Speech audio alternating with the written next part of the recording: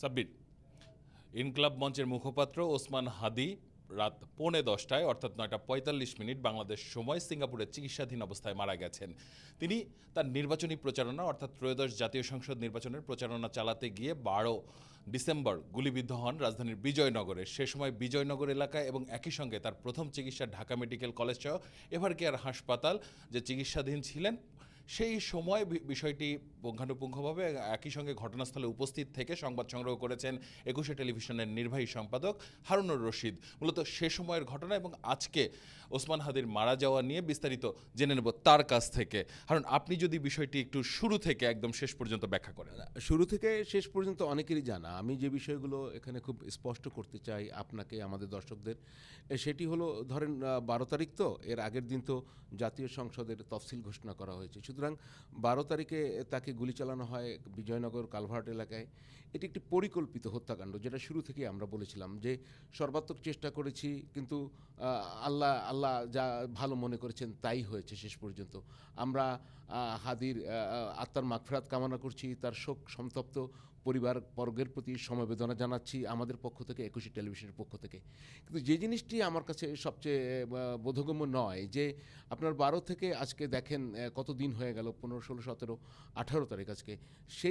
এই সময় কিন্তু আমরা হাদির হত্যাকারীদের চিহ্নিত করা গেছে কয়েক মুহূর্তের মধ্যেই। সেই ফয়সালের কথা যদি বলেন, কিন্তু তাকে কিন্তু আটক করা যায়নি।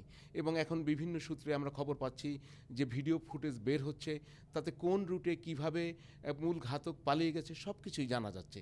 তো গোয়েন্দা সংস্থার যেটা কাজ সেটা সাধারণ মানুষ করে দিচ্ছে, যেটা ফেসবুকের মাধ্যমে করা হচ্ছে, যে সাধারণ দর্শকরা করে দিচ্ছেন, সেটি গোয়েন্দা সংস্থার এত বড় ব্যর্থতা আমরা কিভাবে মেনে নেব? কারণ তিনি যদি ঘাতক যদি পালিয়ে যেয়ে থাকে, তাহলে সে ব্যর্থতার দায় কে নেবে? কিন্তু তাদেরকে আইনের আওতায় আনতে হবে। আমরা জানি ভারতে পালিয়ে যাওয়ার কথা বলা হচ্ছে, এবং সেটি আমার মনে হয় মোটামুটি এখন নিশ্চিত হওয়া গেছে। 12, 13, 14 জনকে গ্রেপ্তার করা হয়েছে, তারা স্বজনদের গ্রেপ্তার, তার আত্মীয় স্বজনকে গ্রেপ্তার করা হয়েছে।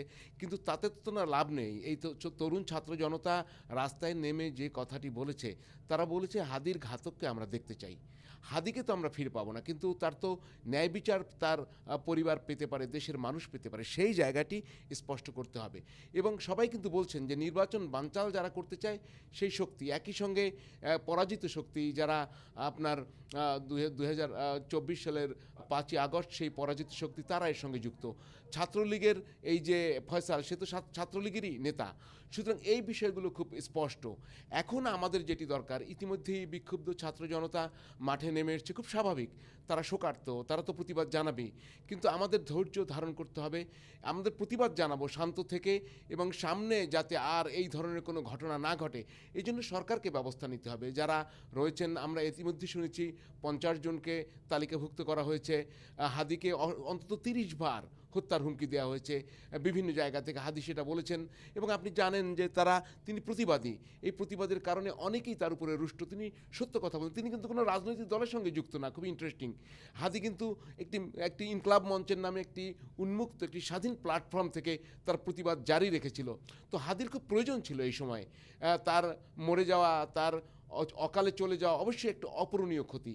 তার প্রয়োজনীয়তা কখনোই কিন্তু আমরা ভুলব না, তার প্রয়োজনীয়তা কখনোই কিন্তু আমরা মেটাতে পারবো না অন্য কাউকে দিয়ে। কিন্তু আর কোনো কাউকে যেন হাদির পরিণতি বহন করতে না হয়। জুলাই যোদ্ধাদের উপর আমরা শুনছি আক্রমণের চিন্তা হচ্ছে, ষড়যন্ত্র হচ্ছে। এই যে হাদিকে হত্যা করা হলো, তার কিন্তু সমস্ত পরিকল্পনা, কোথায় কি হয়েছে, এখান থেকে কোথায় গিয়েছে, সেই সাভারে কোন রিসোর্টে গিয়েছে, সব কিছু প্রকাশ্য। অথচ আমাদের কষ্ট লাগে কোথায় জানেন? সেই জিনিসটা গোয়েন্দা সংস্থা তাৎক্ষণিকভাবে কেন এটা পারলো না? কোথায় গলদ, সেটিও বের করতে হবে। এখানে কি অন্য কোনো গলদ আছে কিনা, অন্য কোনো চক্র ইনসাইড দ্য পুলিশ বা প্রশাসন আছে কিনা, সেটিও বের করতে হবে। আর আমরা তারপরও হাদির হত্যাকারীদের আইনের আওতায় এনে দৃষ্টান্তমূলক শাস্তি চাই, এবং বাংলাদেশে আর যেন কোনো এই ঘটনা না ঘটে। আর আমাদের ধৈর্য ধরতে হবে। একটি গণতান্ত্রিক প্রক্রিয়ায় উত্তরণের পথে আমরা যাচ্ছি। সামনে নির্বাচনের আগে আমাদের শান্ত থেকে ন্যায় বিচার আদায় করতে হবে, এবং দেশে আর কোনো সংঘাত, সংঘর্ষ অথবা আর কোনো মৃত্যু আমরা চাই না। আমরা হাদির রুহের আত্মার মাগফিরাত কামনা আবারও করছি। ধন্যবাদ আপনাকে। ধন্যবাদ হারুনুর রশিদ আপনাকে। এতক্ষণ হাদির যে হত্যাকারী তারা পালিয়ে যাওয়া নিয়ে হারুনুর রশিদ বিস্তারিত বলছিলেন। আসলে হাদি এমন একজন নেতা যিনি জুলাই যুদ্ধের মাধ্যমে অর্থাৎ যে ফ্যাসিস্ট পতন হয়েছে সেই পতনের আন্দোলনের মাধ্যমে উঠে আসা একজন নেতা, যিনি গণতন্ত্রের কথা বলেছেন, যিনি মানুষের কথা বলেছেন। তো এই ছিল বার্তা কক্ষ থেকে সর্বশেষ। ধন্যবাদ সাব্বির আপনাকে।